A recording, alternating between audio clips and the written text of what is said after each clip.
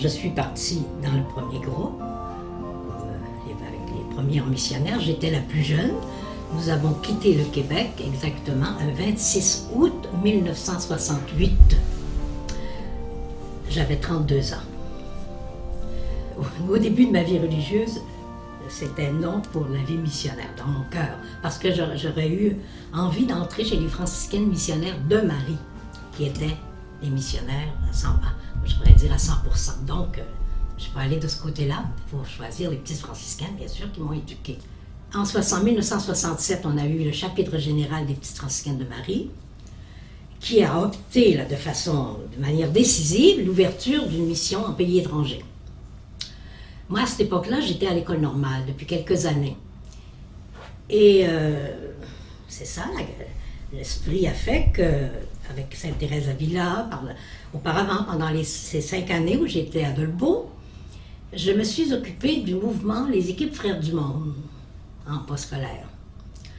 Alors cela m'a amené, c'était à la fin du concile, avec aussi l'encyclique de Paul VI, Populorum Progressio, qui est arrivée à cette époque, en 1967, plus précisément.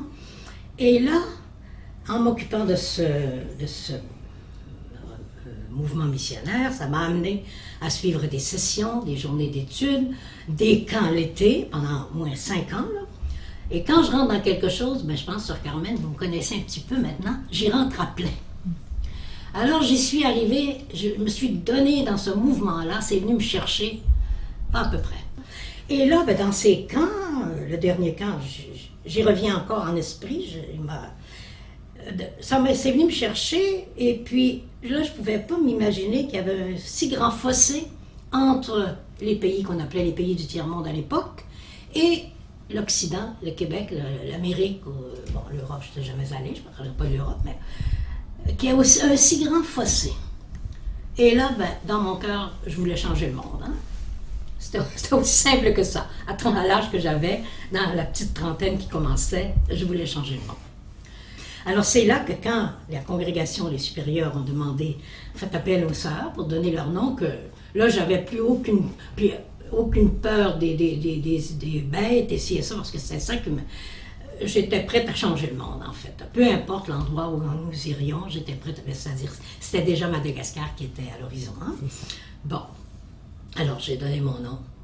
Et puis là, par exemple, je peux vous dire que ça n'a pas été long, qu'en arrivant dans le pays, que je me suis dit, c'est moi qui devra changer.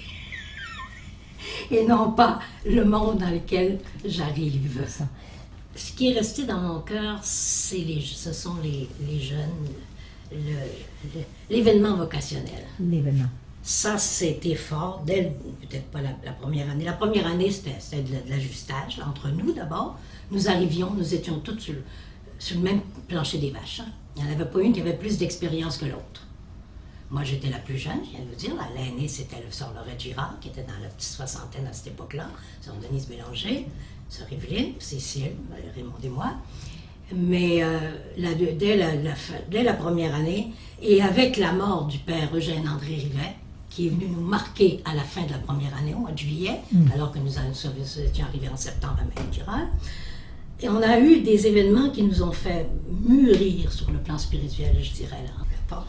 À part Dieu, à part la prière, on ne vit pas longtemps dans un pays, hein, de pauvres pays, hein, où la différence, à tout point de vue, d'abord, c'est faut rentrer dans une culture, hein, là, c'est tout de suite, tout à l'heure, j'avais envie de le dire, ça a été le phénomène de l'inculturation qui est venu nous prendre. Hein.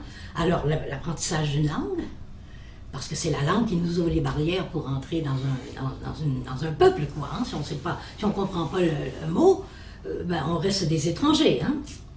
Alors, c'est bien beau d'aller visiter, de donner la main à un pauvre Jean, de taper sur l'épaule, un beau sourire, c'est pas rien.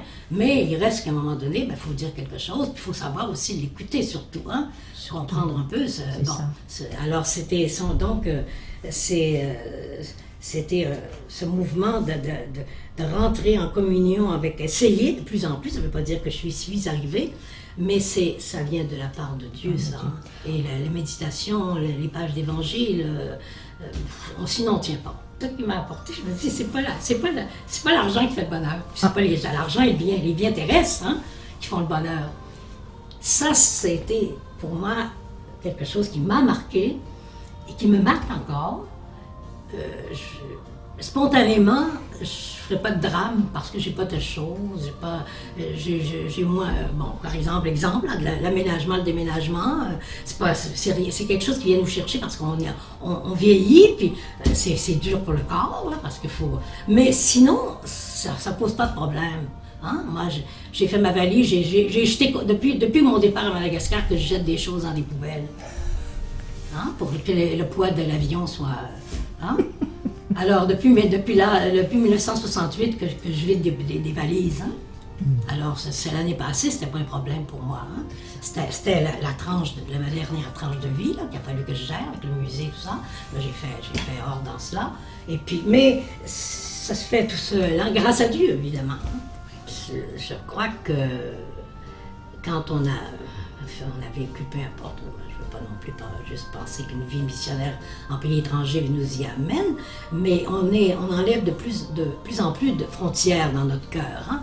Et pour les sœurs malgaches, ben, c'est important aussi, moi, ça m'a aidé, là, que chaque personne a son identité, alors qu'on soit apte à regarder tout le monde et d'accepter les identités. Hein, parce que je pense que c'est ça, enlever les frontières, c'est ça, aller être correct, être d'accord, être bien avec monsieur, madame, tout le monde, autrement dit. Hein?